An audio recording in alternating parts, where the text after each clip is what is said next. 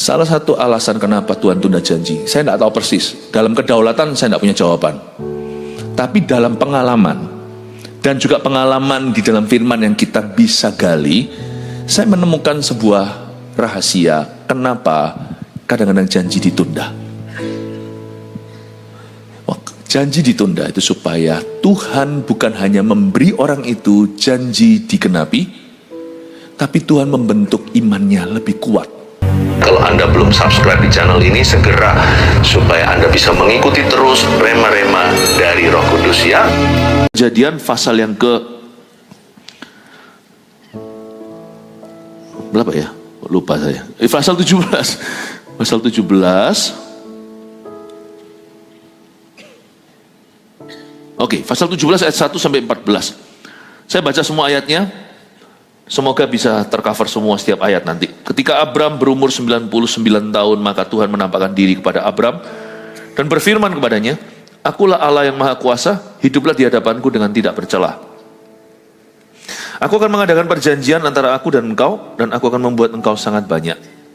Lalu sujudlah Abram, dan Allah berfirman kepadanya, "Dari pihakku, inilah perjanjianku dengan engkau, engkau akan menjadi bapa sejumlah besar bangsa. Karena itu, namamu bukan lagi Abram, melainkan Abraham, karena engkau telah kutetapkan menjadi bapa sejumlah besar bangsa. Aku akan membuat engkau beranak cucu sangat banyak, engkau akan kubuat menjadi bangsa-bangsa, dan daripadamu akan berasal raja-raja. Aku akan mengadakan perjanjian antara aku dan engkau, serta keturunan turun-temurun menjadi perjanjian yang kekal, supaya aku menjadi Allahmu, dan juga Allah keturunanmu. Kepadamu dan kepada keturunanmu akan kuberikan negeri ini yang kau diami sebagai orang asing, yakni seluruh tanah Kanaan akan kuberikan menjadi milikmu untuk selama-lamanya, dan aku akan menjadi Allah mereka."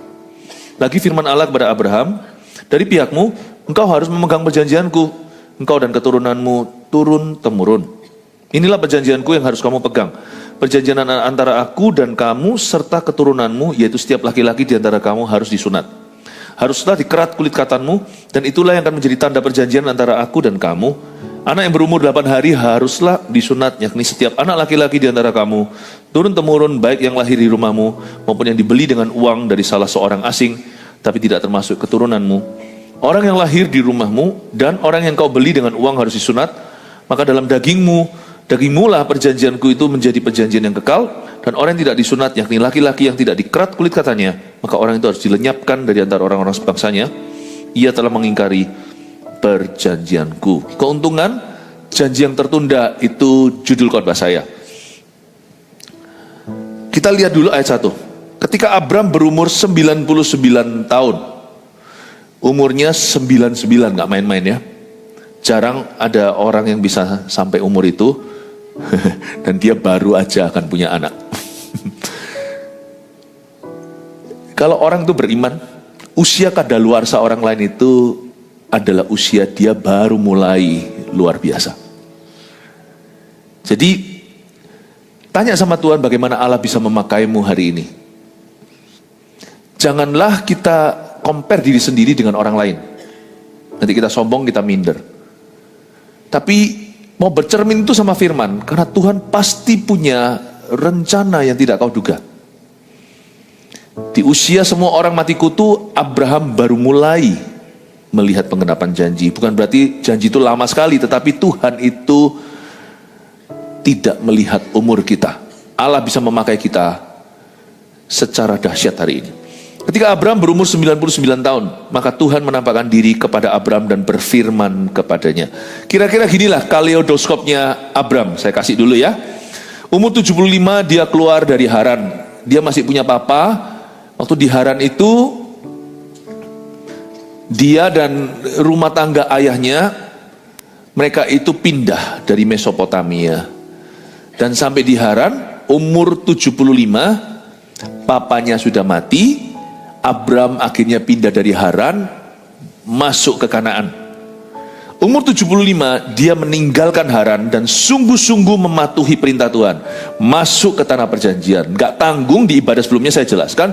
Dia masuk kota pertama yang dia injak itu adalah Sikem, langsung epicenter, langsung tengah. Dia gak berhenti setengah. Tuhan suruh dia masuk ke Kanaan, dia langsung ke pusarnya.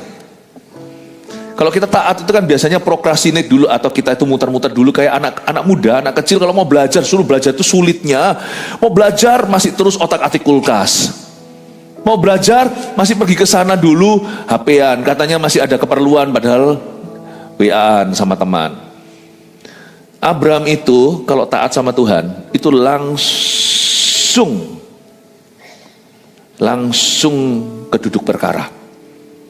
Abram tidak pakai transit dulu, padahal ini belum perjanjian baru. Tuhan pernah ngomong, kalau aku utus kamu jangan berhenti di tengah-tengah. Langsung 7 kota, langsung pergi ke situ, ke tempat tujuanmu, langsung ke destinasi. Jangan pakai transit segala. Lalu setelah sampai di sana, menetaplah. Jangan buang-buang waktu. Packing dulu, unpack lagi, pindah-pindah tempat tinggalnya siapa, membuka pintu rumahnya, kamu tinggal di situ, ucapkan shalom peace, damai sejahtera. Kita itu mengikut Tuhan yang tidak bertele-tele, karena itu kita juga nggak boleh bertele-tele. Baik itu misi maupun kerja maupun sekolah, jangan coba-coba. Meskipun kita nggak tahu pasti, tentukan jurusanmu jikalau Anda akan jadi mahasiswa. Pacaran juga nggak perlu gonta-ganti. Kalau bisa pacaran hanya sekali. Kalau bisa, saya realistis saja. Mungkin ada beberapa orang harus beberapa kali baru ketemu kecocokan. Tapi jangan pernah sebelum ada pacaran, Anda memang merencanakan untuk ganti pacar nanti. Apapun yang kau lakukan itu destinasi. Karena hidup kita itu terlalu pendek. Semua yang kita lakukan itu merem 10 tahun. Jadi kita nggak boleh sia-siakan kesempatan. Coba katakan kanan kirinya, apapun itu destinasi, langsung destinasi, katakan gitu, langsung tujuan.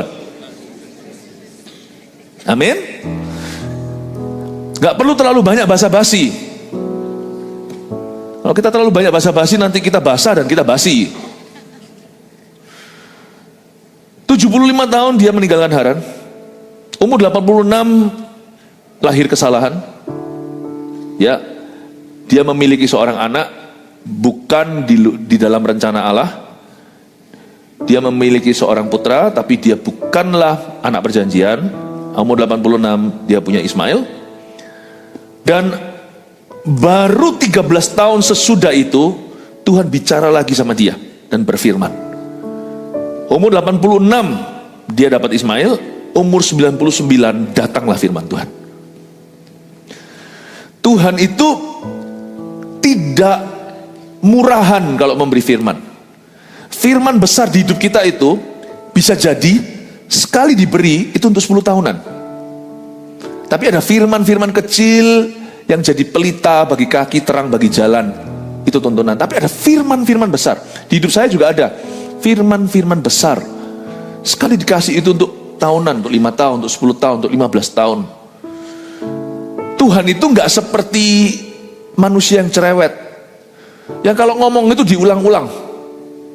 Seperti seorang yang tidak percaya, kalau sudah pasrahkan sesuatu itu diomongin lagi. Sampai anak kita aja nggak tahan. Mama sudah ngomong 2 kali. Tuhan itu berwibawa, dia itu berotoritas penuh, dia itu bangsawan, dia itu raja. Jadi kalau dia sekali ngomong itu titah, dan sekali dia ngomong nggak ditarik kembali. Tuhan nggak pelin-pelan seperti manusia, setelah ngomong nyesel aku. Sorry, nggak maksud kilaf. Tuhan itu tidak ada kekilafan, tidak ada pertukaran bayangan. Jadi once He speaks, His word, kata-katanya atau firmannya itu akan berlaku.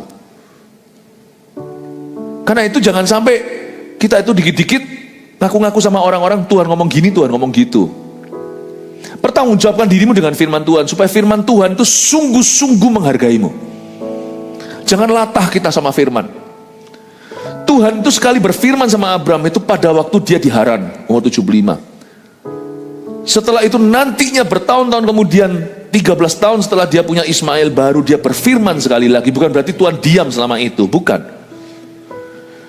Tuhan tidak harus berfirman sama kita setiap hari, meskipun kita tiap hari saat teduh pribadi, tiap hari kita baca Alkitab, kita baca firman, merenungkan perkataannya. Tapi Tuhan tidak harus berfirman dalam hidup kita itu setiap waktu. Kita nggak boleh lupa ada firman yang belum kita lakukan, dan firman itu masih berlaku. Jadi instead of minta kuantitas, Tuhan ngomong lagi yuk. Tuhan, aku minta tanda. Padahal Tuhan sudah kasih suatu hari dulu, Tuhan pernah ketok hatimu, ayo melayani. Lalu nanti besok masih menuntut tanda, kasih aku tanda, kasih aku signal, kasih aku sign, kasih aku nubuatan. Emangnya Tuhan murahan? If God speaks once, aku akan melakukan. Orang Kristen lebih suka cari tanda. Seolah-olah Tuhan itu di bawah kuasa kita. Ayo, magic show, kasih tanda ini, kasih tanda itu. Saya belajar menghargai every word that has ever come out of his mouth to my life. Saya belajar menghargai setiap kata yang pernah muncul dari mulut Allah untuk hidup saya. Saya hari ini masih mencatat tuh. Tahun 95 dia pernah ngomong apa sama saya waktu saya sedang merenungkan firman Allah. Ada yang sudah digenapi, ada yang belum. Saya catat. Tahun 96 saya tahu apa yang terjadi, apa yang Tuhan katakan. 97 Tuhan ngomong apa. 98 saya masih ingat. 99 saya masih ingat. Jangan kita biasa menagih-nagih firman sama Tuhan. Abram itu tidak kalah pangkat sama kita. Umur 75 dia dapat, waktu itu kita baca ayatnya. Ya, kita baca ayatnya, Tuhan berfirman sama dia. Nanti umur 99 tahun Tuhan berfirman lagi kepadanya. Apa yang Tuhan firmankan? Akulah Allah yang maha kuasa. Hiduplah di hadapanku dengan tidak bercela. Singkat, padat, bersertifikat. Kalau Tuhan ngomong itu tidak bertele-tele. Akulah Allah yang maha kuasa. Disinilah keluar kata El Shaddai. Dia berkata, dia memperkenalkan dirinya sebagai El Shaddai. Akulah Allah yang menyediakan apapun yang kamu butuhkan untuk menggenapi janjiku atasmu. Setiap janji yang Tuhan pernah ucapkan dalam hidup kita, selama apapun itu belum digenapi, Allah tidak pernah berubah. Dia tetap El Shaddai. To every promise, setiap janji yang pernah terucap di mulut Tuhan, saya rasa saya perlu ganti ini.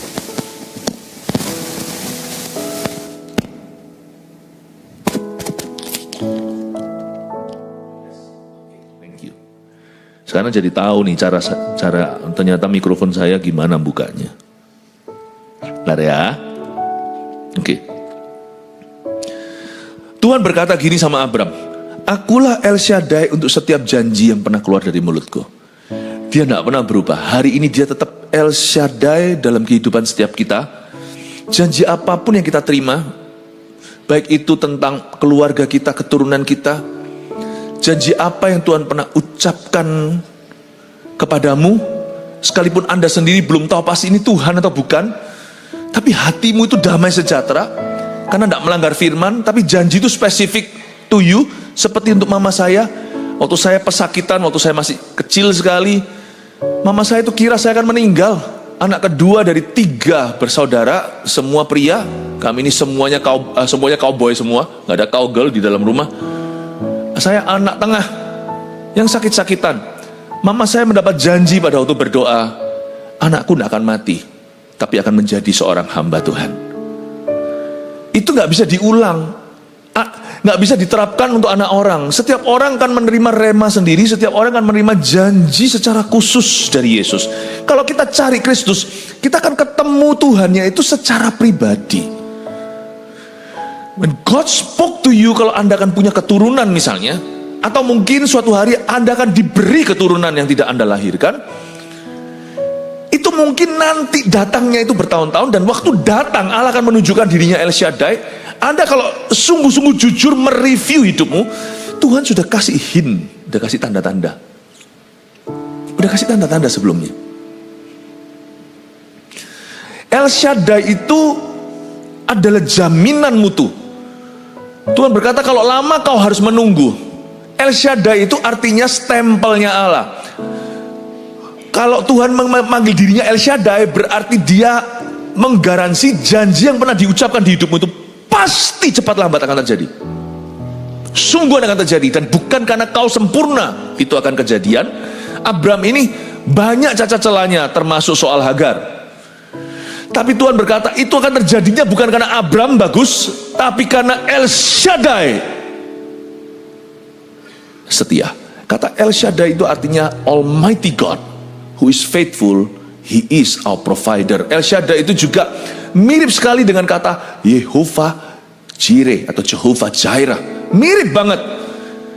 Waktu Allah berkata El Shaddai itu berarti I'm mighty enough. Aku cukup berkuasa untuk mewujudkan apa yang kujanjikan. Lu gak usah khawatir, bukan karena kamu sempurna, dan bukan karena orang membantumu, bukan karena kesempatan terbuka, bukan karena keadaan mendukungmu, bukan karena sikonnya memungkinkan.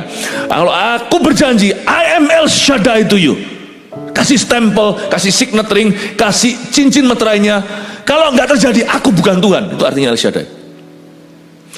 Merinding saya. Kok yakin ya Tuhan ya? Sedangkan sisi satunya sini, sisi sini notarisan dengan Tuhan itu kita ini loh nggak bisa. Kita ini unreliable, kita ini nggak bisa diandalkan. Manusia itu sungguh-sungguh seperti hawa di Melbourne.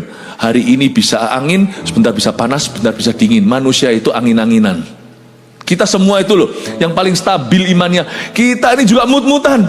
Kok yakin? Kalau saya jadi Tuhan, saya nggak mau yakin. Saya nggak akan menyebut diri saya El Shaddai. Saya akan menyebut diri saya El Mungkin. Tergantung lu. Atau manusia lebih tepatnya suka ngomong wait and see. Tapi Tuhan kok saya yakin itu ya kalau mengucapkan janji di hidup kita. I am El Shaddai. Kalau nggak terjadi gua bukan Tuhan.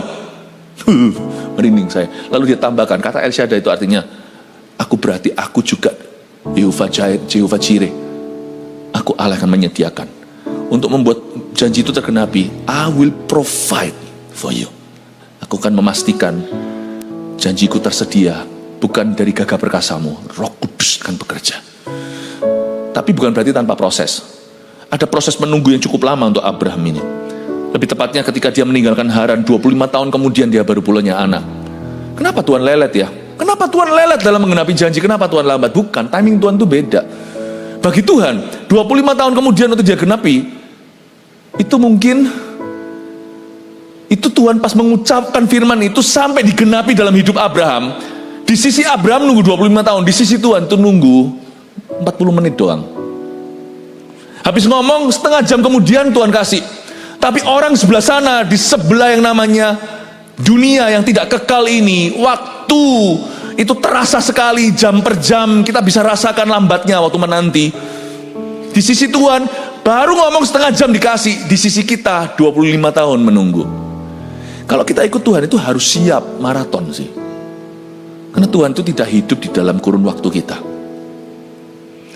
Semakin saya lama ikut Tuhan, buah pertama semakin ada di hidup saya. Kasih itu, buah roh kasih. Dan kasih itu, buah roh pertama. Kasih, sukacita, damai sejahtera. Buah roh ke-1 itu ada 1A, 1B, 1C, 1D. Itu semua di 1 Korintus 13. 1A-nya kasih, itu sabar. Saya itu melihat, semakin saya ikut Tuhan, hati saya itu semakin dipenuhi kekekalan. Semakin saya merasa, hidup ini sebentar. Banget sementara. Sungguhan kalau kita itu dekat sama Tuhan tuh, kita jadi lihat dari sudut pandangnya. Kita semakin dekat sama orang dunia, semakin duniawi.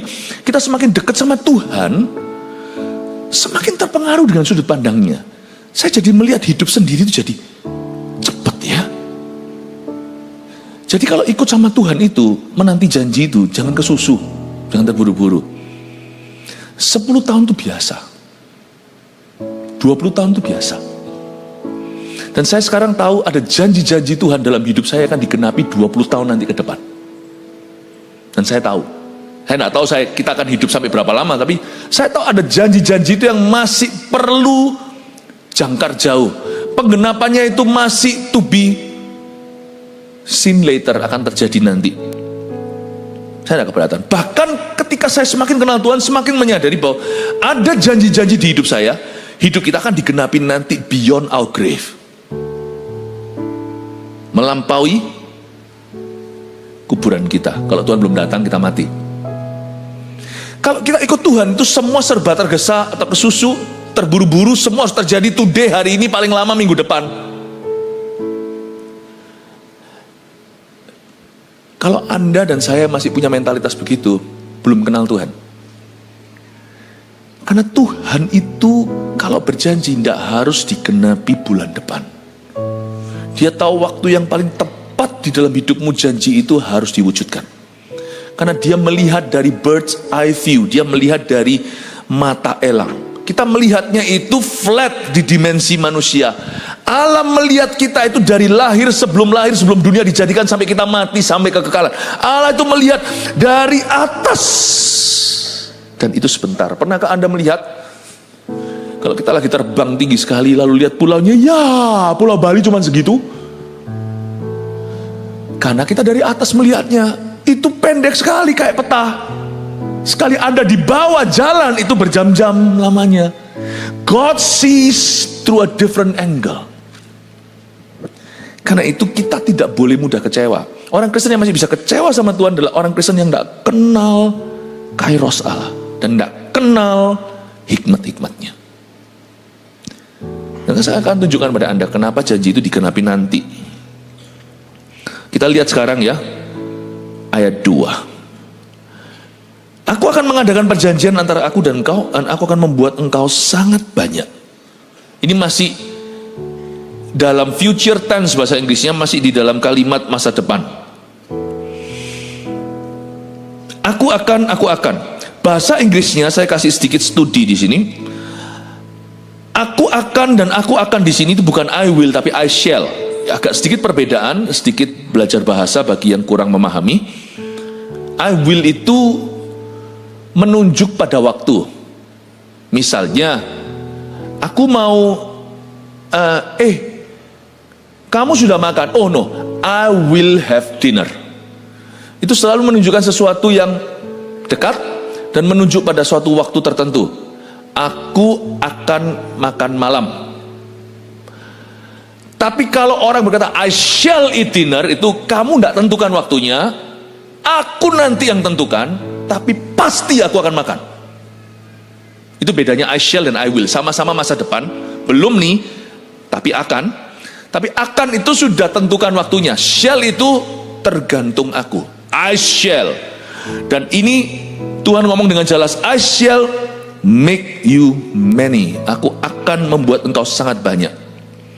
Lalu ayat 3, Abram tidak bertanya. Lalu sujudlah Abram dan Allah berfirman kepadanya, dari pihakku, inilah perjanjianku dengan engkau. Engkau akan menjadi bapa sejumlah besar bangsa. Lalu sujudlah Abram ini sangat menginspirasi saya. Tugas Abram hanyalah submit to God's will. Tunduk pada kehendaknya. Tugas Abram hanyalah submit to God's shells. Hanya tunduk kepada akannya Allah. Kalau Allah berkata akan, aku merem, aku tahu dia akan. Ini cara percaya pada Tuhan tuh begini. Saya ajari cara baru. Tuhan jadi Tuhan, kita jadi hamba. Waktu Abram sujud, dia sujud pada akannya Allah. Kalau Tuhan sudah berkata akan, aku percaya. Itu pasti akan terjadi. Lalu sujudlah Abram dan Allah berfirman kepadanya. Ini total submission. Dari sisinya Abram, dia tunduk kepada Allahnya. Salah satu hal yang membingungkan dalam hidup ini adalah janji yang belum kejadian. Saya pun mengalami, kadang-kadang kalau saya mikir, kok kenapa ini belum, ini kenapa belum, kenapa begini begitu, Tuhan pernah ngomong begini gitu. Wah, kalau saya pertanyaannya banyak sekali, garu-garu kepala saya. Saya bisa khotbahin orang lain, siapa yang khotbahin saya? Tapi saya belajar untuk tunduk pada timetable-nya Tuhan. Ikut Tuhan itu saya semakin ngerti, tahunan itu biasa. Bukan karena Tuhan lamban, tapi karena Tuhan lebih tahu. Hatiku tidak taruh curiga. Kalau sama Tuhan itu, saya tidak pernah marah kalau semuanya janji itu lambat digenapi. Kalau masih ada kata tunda, saya tidak akan marah. Karena saya percaya kepada siapa saya percaya. Saya percaya kepadanya yang saya percayai dengan segenap hati. Kalau dia sudah berkata I shall, he will. If he says he shall, he will. Kalau dia berkata aku akan, dia sungguhan akan. Saya nggak ada pikiran kedua, nggak ada plan B. Saya nggak ada kecurigaan what if jikalau enggak. Kalau Tuhan bicara, saya simpan di hati. Saya nggak akan marah. Kalau belum terjadi, it's okay. Bahkan ada janji-janji Tuhan dalam kehidupan saya yang akan digenapi nanti, long into the future, masih lama jauh ke depan.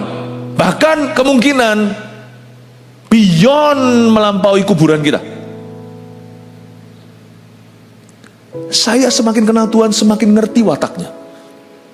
Makanya kayak gini nggak bisa kita pelajari di sekolah teologi ya, karena ini pengenalan akan Allah, bukan pengetahuan belaka. When you know your master, kalau kita tahu majikanmu, yang tidak pernah curangi orang, tidak pernah potong gaji sembarangan, tidak pernah mengkhianati pekerjanya, nggak mungkin Tuhan akan mengkhianati aku. Saya punya sama Tuhan, punya rasa aman yang cukup tinggi. Dan ini yang saya mau sharekan ke Anda. Lalu kenapa loh kok ada janji yang ditunda lama? Dari pihakku inilah perjanjian dengan engkau. Ayat 4, engkau akan menjadi bapak sejumlah besar bangsa. Lihat ayat 5. Karena itu, namamu bukan lagi Abram, melainkan Abraham. Karena engkau telah kutetapkan menjadi bapak sejumlah besar bangsa. Aku akan membuat engkau beranak cucu sangat banyak. Engkau akan kubuat menjadi bangsa-bangsa. Dan daripadamu akan berasal raja-raja. Kita lihat ayat 5. Kita lihat cara Tuhan membaharui firman-Nya. Nama Abram itu artinya, kalau Anda mau catat silakan, artinya father of many atau bapak orang banyak. Itu pun belum digenapi loh. Harusnya menurut saya kita lower lah ekspektasi kita itu, turunkan terhadap Tuhan. Bukan. Tuhan malah datang tantang imannya untuk lebih besar. Yang satu belum digenapi, Tuhan suruh lebih. Karena Abram itu artinya bapak banyak orang. Abraham artinya bapak segala, bapak banyak bangsa. Tuhan upgrade imannya. Padahal pada waktu Tuhan bicara sama Abram baru keluar Haran puluhan tahun yang lalu, Tuhan bilang kamu itu akan jadi bapak banyak orang.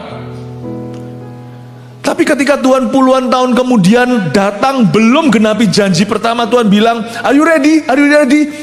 Apa Tuhan? Kamu sekarang akan jadi bapak banyak bangsa. Kalau saya jadi Abraham, marah lah saya. Bapak banyak orang pun belum ada. Bapak banyak bangsa itu gimana? Aku loh sudah siap untuk lemparkan handuk putih sama Tuhan. Udah siap untuk lower atau turunkan ekspektasi. Tuhan datang-datang gak rasa bersalah, gak nyapa, langsung berkata, hei, akulah El Shaddai. Gak terjadi, aku bukan Tuhan. Hah?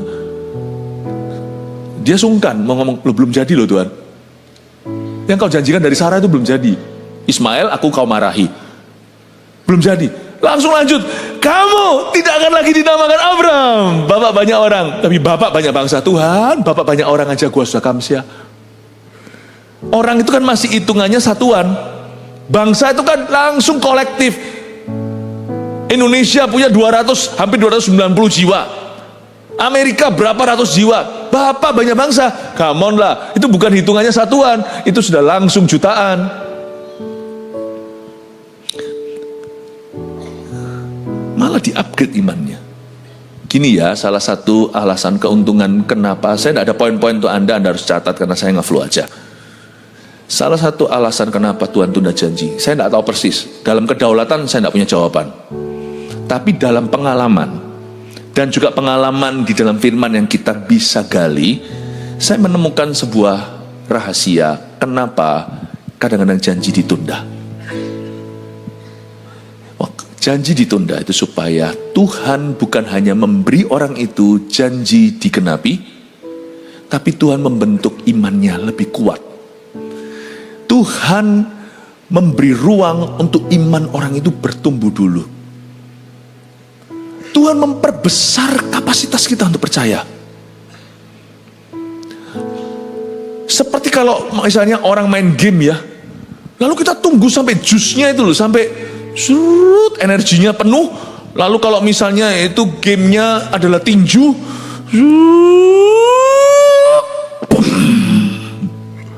Tuhan tidak genapi waktu jusnya setengah, waktu energinya itu baru separuh, itu loh merahnya. Tuhan itu tunggu sampai penuh, karena iman Abraham bukan untuk dirinya, karena nanti Tuhan mau jadikan dia bapak orang beriman.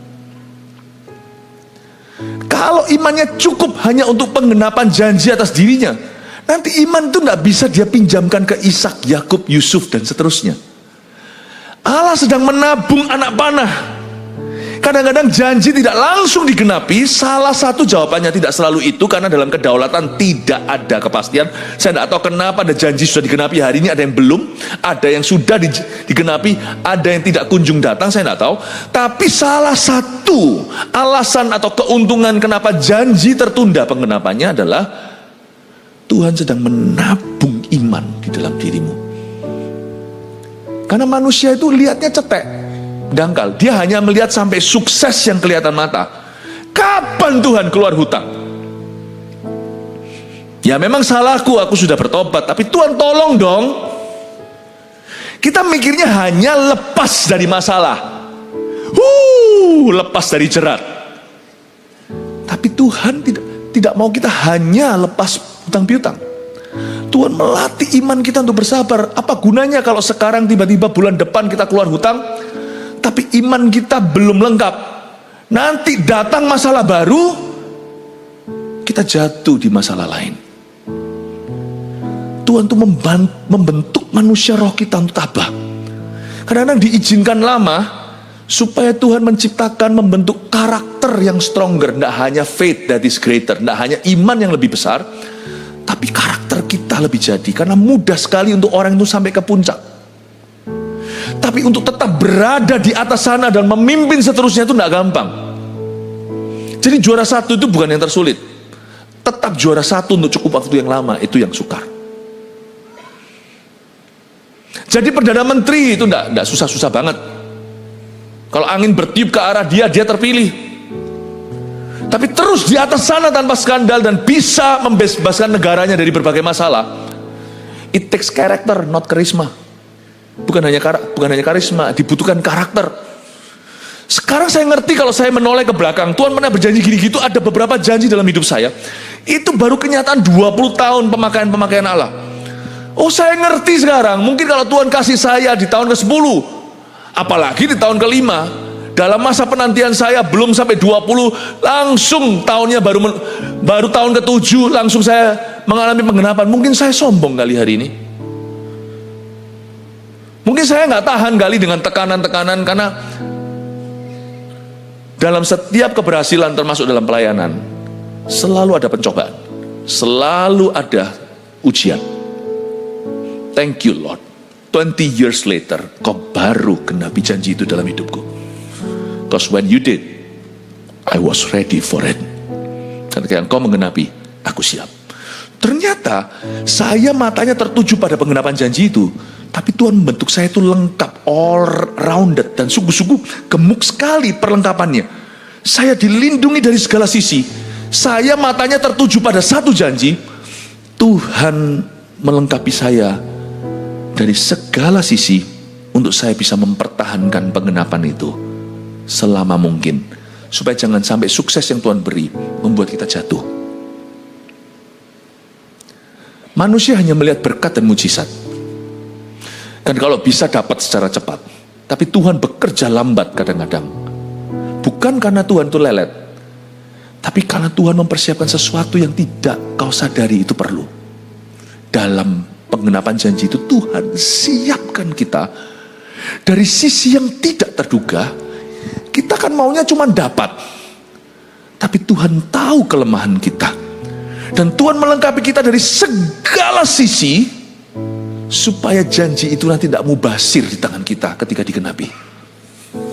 So God wanted dalam hidup Abraham stronger character, karakter yang lebih stronger, lebih kuat, greater faith that is greater, atau iman yang lebih besar. Karena nanti setelah dia dapat Ishak, apakah kita kira semua akan fine-fine saja? Setelah itu Bapak Ibu Saudara, masih ada cerita Sodom Gomora. Kakek-kakek tua ini harus perang untuk bebaskan kemenakannya Lot. Masih ada pengalaman-pengalaman lain nantinya. Ada Abraham harus ketemu Abimelek. Masih ada kepercayaan Abraham diuji. Kalau dia cuman hanya mau saja mendapat penggenapan janji, Ishak dapat, hore, happy ya. Masih ada ujian berikutnya, lu kira. Setelah itu Ishak disuruh dipersembahkan di Gunung Moria. Semua masa penantian 25 tahun dari Haran itu menempa seorang Abram untuk percaya ketika dia bawa anaknya sendiri yang tanya.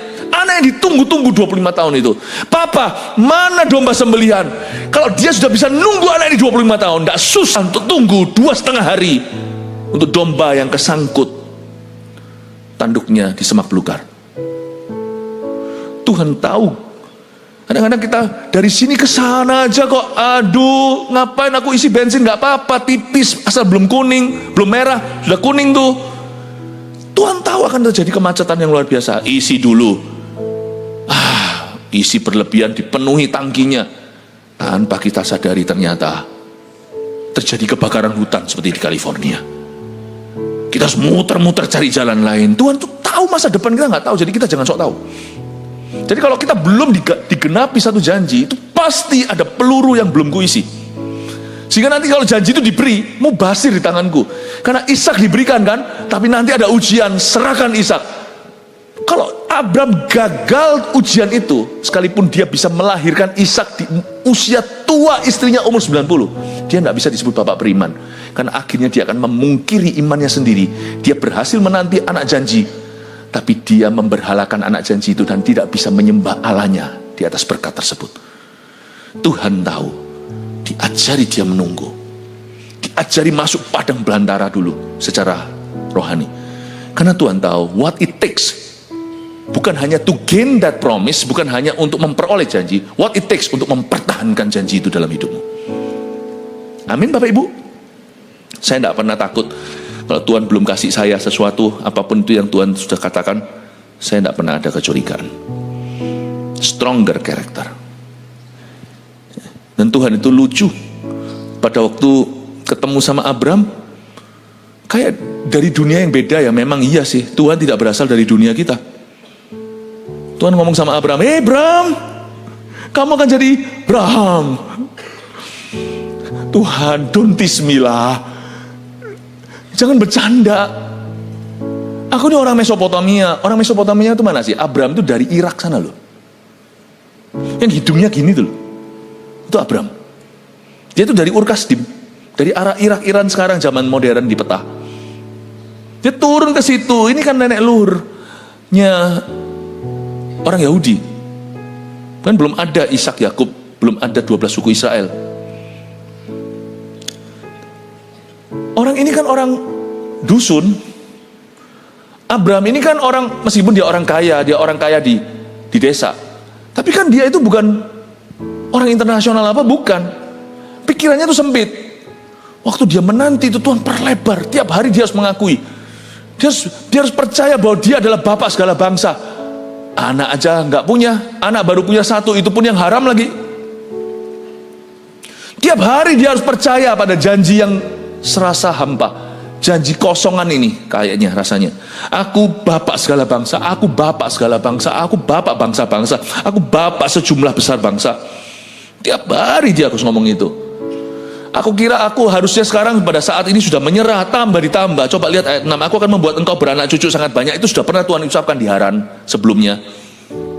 Aku akan membuat engkau sangat banyak. Ditambah sama Tuhan klausalnya, engkau akan kubuat menjadi bangsa-bangsa. Ini tidak ada 25 tahun lalu Tuhan berfirman begini. Ini baru. Anak cucu sangat banyak, iya. Dan ini pun hampir dia lempar handuk putih, dia sudah nggak mau percaya. Engkau akan kubuat menjadi bangsa-bangsa dan daripadamu akan berasal raja-raja. Ini brand new. Aku udah siap kok sama Tuhan tuh notarisan cancelan. Tambahin, tambah tebel 10 halaman. Tuhan ini punya selera humor atau apa? Waktu aku sama nyerah rasanya nggak apa-apa loh Tuhan. Nggak kasih ya nggak apa-apa Tuhan. Tiba-tiba, tiba-tiba. And just God knows His timing. Kita nggak pernah tahu. Dan dia adalah bapak segala bangsa-bangsa. Dahulu Tuhan juga pernah ngomong begini sama saya. Saya dapatnya malah justru waktu baca itu saya sampai merinding. Itu saya bacanya nggak sengaja. Saya di WC, itu lagi ada prayer meeting. Waktu itu saya di Kanada, saya masih sekolah Alkitab. Mesti 1 tahun saya bertobat. Lalu prayer meeting saya ambil Alkitab saya sambil nunggu teman saya dulu, saya buka Alkitab. Alkitab kan selalu saya bawa tangan gini dari dulu. Saya lihat, saya melompat, saya bilang, Andrew, teman saya namanya Andrew, kamu keluar dulu nggak apa-apa. Saya di WC itu saya tidak berani berkutik. Buka Bukan rasa apa ya, bukan Tuhan ngomong langsung, enggak, itu tetap firman dan itu kayak melompat jadi rema. Itu suara hati saya berdebar-debar. Tapi saya tahu terlalu sedikit bagi kamu untuk menjadi hambaku tuh. Yesaya 49. Aku menjadikan kamu terang bagi bangsa-bangsa. Saya bilang, hah? Aku doa makan aja gak ada yang percaya. Tuhan, come on lah, aku bisa dipakai sedikit aja udah terima kasih. Saya gak bisa berhenti tuh di WC itu, di Willingdon Church namanya, Burnaby, Vancouver, Kanada. Saya baca, lalu habis itu saya buka di Yesaya 55. Ya, keselamatan bagi bangsa-bangsa. Saya bilang, oh Tuhan, masa Tuhan? 2006 baru dikenapi. Itu 92 ke 2006, 14 tahun kemudian baru pengenapan. Ada sih, sebelum pulang itu ada ciprat-ciprat. Nggak sengaja saya ketemu dengan teman sekolah orang Laos, orang Vietnam Laos itu loh. Gerejanya singkat cerita lah, nggak ada waktu untuk kesaksian terlalu panjang. Saya minggu terakhir di Kanada sebelum saya pisah pulang ke Indonesia selama-lamanya tahun 98, saya tiba-tiba benar-benar Tuhan tuntun gitu sampai saya bisa sharing di tengah-tengah orang Laos.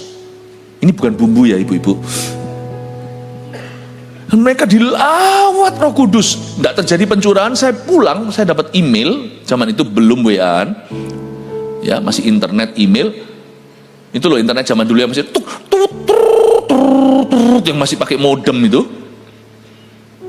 Itu mereka minggu depannya ketika saya pergi sudah pulang. Minggu depannya satu gereja 100 orang Laos semua itu bahasa roh pertama kali. Waktu dalam ibadah dilawat Tuhan, tapi tanpa saya. Ada ciprat berkat, tapi setelah itu nggak ada. Ya sudah biasa hidup saya keungaran, pelayanan. 14 tahun kemudian, saya bilang, Tuhan kenapa lama engkau bicara itu sampai setrap aku di WC loh hari itu. Kenapa kalau nggak urgent itu saya sampai setrap saya di kamar mandi, di toilet lagi. Saya sampai nggak berani beranjak karena Tuhan bicara nih. Saya rasa Tuhan bicara nih. Ini bukan perasaan saya, ini firman itu sungguh-sungguh melompat di ruang hati saya. Sampai saya nggak berani saya baca di situ. Kenapa 14 tahun kemudian? Dulu saya tanya karena saya masih lugu, sekarang saya tahu. God doesn't have to answer why. Tapi sekarang saya ngerti Tuhan itu adalah Allah wisdom. Dia tahu yang terbaik. Bapak ibu saudara, kalau Tuhan bicara sama Anda, serahkan pengenapan itu waktunya. Tugas Anda hanyalah seperti Abram, sujudlah Abram. Dan Abram submit. Itu aja. Ayat 7, aku akan mengadakan perjanjian antara aku dan kau serta keturunanmu, turun-temurun menjadi perjanjian yang kekal, supaya aku menjadi Allahmu dan Allah keturunanmu. Sekarang saya ngerti kenapa Tuhan tunda janji. Tuhan tidak hanya mau jadi Allahnya Abram, Tuhan mau jadi Allah keturunannya. Tidak cukup bagimu hanya menjadi hambaku. Tidak cukup kamu hanya punya iman untuk dirimu. Kadang-kadang kita menunggu itu untuk orang lain tanpa kita sadari. Nanti karena kita tabah, kita akan jadi berkat yang lebih besar buat sesama kita. Bahkan setelah janji itu diberi, kita tidak akan lupa. God never wants you to pursue a blessing. It's too cheap, terlalu murah. Bahkan blessing itu sekalipun sembuh dari kanker, blessing itu sekalipun keluar dari hutang, blessing itu sekalipun namanya dapat anak nih, orang yang sudah menunggu anak lama. By the way, saya tidak berkata anakmu cheap. Saya tidak berkata bahwa keluar dari hutang itu sesuatu yang ringan. Atau mujizat kesembuhanmu dari kanker itu tidak jadi mati itu sesuatu yang biasa. Tapi dipandang dari seluruh rencana Allah yang akan datang dalam hidupmu, too cheap. Itu terlalu murah untuk cuma satu itu. Masih ada banyak hal yang Allah sediakan dalam hidupmu. Kadang-kadang Tuhan izinkan itu dirompel semuanya waktu Anda menunggu satu janji itu. Padahal yang Tuhan target adalah 1000 janji kemudian. Saya ingin Anda untuk mengerti ini, supaya Anda belajar melatih urat sabar. Saya ikut Tuhan itu makin hari makin merasa, gak masalah itu saya tunggu 20 tahun. Bahkan gak masalah kalau ada janji yang digenapi setelah saya gak ada. Saya sungguhan fine thank you, sungguhan sama Tuhan itu sekarang itu saya tidak pernah terburu-buru. Aneh, dulu waktu lebih muda itu rasanya semua harus tergesa. Sekarang itu saya lebih nyantai itu sama Tuhan.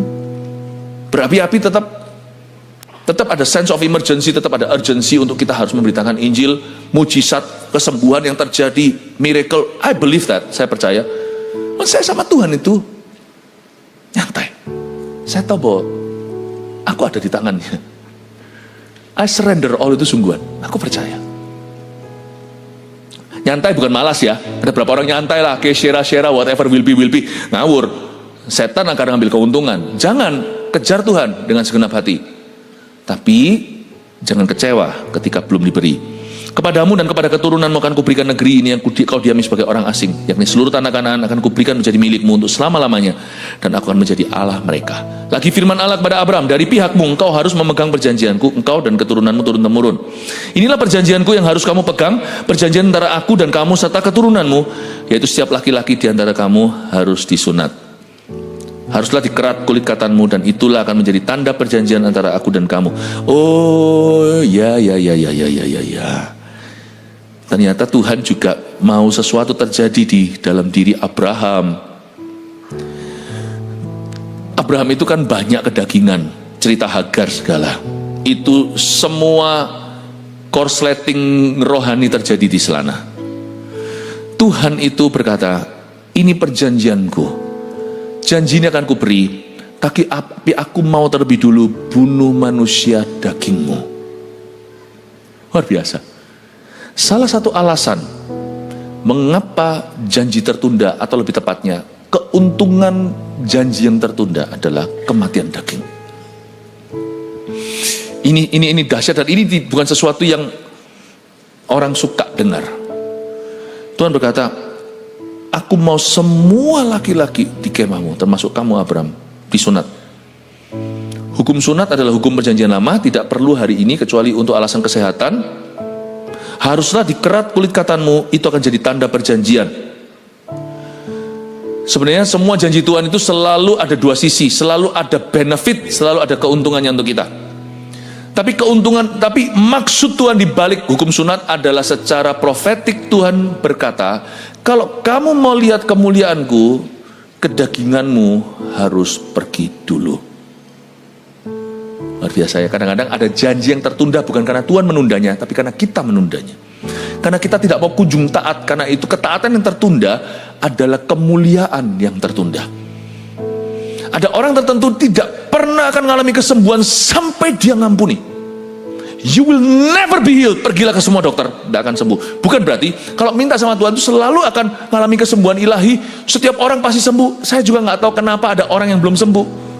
Tapi tetap tidak bisa disangkali, ada kasus tertentu secara spesifik Tuhan mau orang itu mengampuni dulu. Before you forgive, I will not hear your prayer. Itu sungguhan ada. Jadi ada janji yang tertunda, bukan Tuhan yang menundanya, tapi karena kita menunda ketaatan kita. Saya pernah mendoakan seseorang yang sakit, dua orang tante. Saya doakan satu itu sembuh, itu luar biasa. Sembuhnya yang sifatnya dramatis. Jadi yang tulang bergerak sendiri, tak tuh, itu nggak gitu sampai orang dengar tulangnya tak. Saya nggak selalu ngalami yang kayak gitu bisa. Makanya saya sangat ingat kejadian itu. Itu terjadinya, ceritanya singkat cerita, orang ini ngalami kecelakaan, tapi dia disembuhkan dari sesuatu yang sangat mudah di X-ray lah, mudah di screening, tahu lah. Itu mujizat before and afternya itu nggak bisa disangkal. Dokter ateis pun harus mengakui ini ada something yang terjadi. Itu tak itu semua itu orang-orang 3-4 itu dengar. Itu saya tumpang tangan mendoakan. Itu tidak terjadi langsung gitu. Saya konfrontasi dia lewat marifat. Dan dia terkejut kok saya tahu. Saya beritahu, kenapa kamu tidak mau ngampuni ini? Kaget dia. Nggak mau. Kalau kamu tidak mau, saya tidak doakan kamu. Wah, jangan dong, doakan saya. Saya tidak mau doakan kamu, saya tidak mau melanggar firman Tuhan. Firman Tuhan berkata, kalau kamu tidak ngampuni, aku tidak akan mengampunimu. Doa Bapa kami, baca sendiri. Saya tidak kayak gitu ya, kalau jemaat minta didoakan, saya kasih syarat, enggak. Tapi kali ini, Roh Kudus kasih marifat. Jadi saya tahu syaratnya. Itu susah. Bayangin orang itu susahnya bukan karena dia nggak mau didoakan, dia nggak mau mengampuni. Singkat cerita, dia ampuni. Saya tumpang tangan, langsung disembuhkan Tuhan secara ajaib. Tentunya semua kembali ke dokter, dan dokter membuktikan, memverifikasi kesembuhan itu. Dokter tidak percaya Tuhan. Ada satu tante lagi, di hari yang sama dia pakai pernafasan gini, dan saya minta dia di rumahnya itu ngeri. Ini seorang hoarder ya, seorang yang suka ngumpul-ngumpulkan barang, tapi di dalam rumahnya itu ada banyak benda-benda yang tidak berkenan pada Tuhan. Kita tidak cari-cari tahu, tidak cari-cari masalah yang gitu-gitu, tapi ada kelihatan sekali barang-barang okultisme di situ. Dia tuh suka ngumpulin barang, dan yang gitu juga dikumpulin semua. Baik yang berhala-berhala yang vulgar. Saya ngomong sama dia, Tante, maukah barang-barangnya Anda singkirkan? Anda pilih deh mau diapakan, mau kirimkan ke siapa, tapi yang pasti harus kirimkan, taruh ke orang-orang yang bisa tahu harus what to do. Orang-orang gereja yang paling mengerti. Nggak mau. Nggak mau. Kali ini saya ubah strateginya, saya tetap doakan, karena saya sudah lihat dia bulat. Roh Kudus yang ngomong sama saya, kalau dia lepaskan ini dia sembuh. Pernafasannya, saya pakai nafas ini, dia sembuh. Nggak mau. Saya minta tolong, nggak mau sungguhan. Waktu saya tahu dia bulat, saya yang nawar Tuhan. Sudahlah Tuhan, fur dia. Tak tumpang tangan, tak doakan, gak sembuh. Padahal baru berapa jam lalu saya tumpang tangan itu, orang sampai tak 3-4 orang itu dengar. Lain cerita kalau tak-taknya dia kertak-kertak sendiri. Itu bukan Tuhan. Malah jangan. Itu taknya dari dalam, dari spine-nya nih semuanya. Tak. Tuhan itu chiropractor yang luar biasa. 2 jam kemudian di tangan orang yang tidak mau, tangan saya tidak mempan. Saya tahu sesuatu, kalau Anda tidak mau ngampuni, Anda tidak akan sembuh. Simpel aja. Ada orang tertentu tidak keluar dari hutang piutang karena memang hatinya salah. Tuhan mau supaya kita itu kulit katanya harus pergi dulu, baru janji itu ditegakkan. Tapi sebenarnya hukum sunat ini juga ada benefitnya, bukan hanya maksud rohani. Scientific, secara ilmiah ada alasan higienis di dalamnya. Makanya itu survei membuktikan kayak game show aja, bahwa wanita-wanita menikah di Israel, orang-orang Yahudi itu tidak banyak yang cervix cancer. Ya, saya tidak tahu apakah ini ada relasinya, kemungkinan ada. Anak yang berumur 8 hari haruslah disunat ayat 12, yakni setiap laki-laki di antara kamu turun-temurun, baik yang lahir di rumahmu maupun yang dibeli dengan uang dari salah seorang asing tapi tidak termasuk keturunanmu. Anak umur 8 hari menurut tradisi Yahudi, secara ilmiah seharusnya 8 hari adalah masa-masa di mana sunat baik dilakukan untuk kaum Yahudi. Kenapa? Karena itu imun sistemnya bayi atau kekebalan tubuhnya itu lagi baik-baiknya di hari ke-8. Tuhan itu, kalau Tuhan itu perintahkan kita ya, pasti good. Tuhan yang menciptakan semuanya itu berkata it is so good. Semua yang Tuhan perintahkan hari itu pasti good. Jadi saya itu tidak pernah curiga sama Tuhan. We have a good God. God is so good. Anak yang berumur 8 hari, ngapain sakiti bayi? Ya kan? Ini nggak usah ditiru, ini tetap harus tanya doktermu. Tapi anak yang berumur 8 hari, kalau saya pelajari ini, ya, itu adalah hari terbaik untuk orang anak-anak Yahudi, karena itu yang paling baik untuk imun sistem mereka di hari ke-8. Tapi intinya dari semuanya ini, coba lihat ayat 13, dengan ini saya selesai. Orang yang lahir di rumahmu dan orang yang kau beli dengan uang harus disunat. Maka, perhatikan, dalam dagingmu, perhatikan itu, in your flesh, perjanjianku itu menjadi perjanjian yang kekal. Dengan kata lain, daging tidak bisa masuk janji, kecuali dikasih kekang. Dalam dagingmu, perjanjianku itu menjadi perjanjian yang kekal. Kadang-kadang kita tidak mau sungguhan tertanam, tapi sebelum kita tertanam, kita tidak akan melihat pekerjaan Tuhan further, lebih lanjut dalam hidup kita. Ketika daging kita, rasa takut, kekhawatiran kita tidak diserahkan kepada Tuhan, Bapak Ibu Saudara, akan ada janji yang tidak seharusnya tertunda, akan ditunda oleh Allah. Coba cek di dalam lemari janjimu yang Tuhan pernah ucapkan, adakah janji yang tertunda karena kebaikan Allah? Allah mau membentuk sesuatu dulu dalam dirimu, atau coba beda-bedakan roh.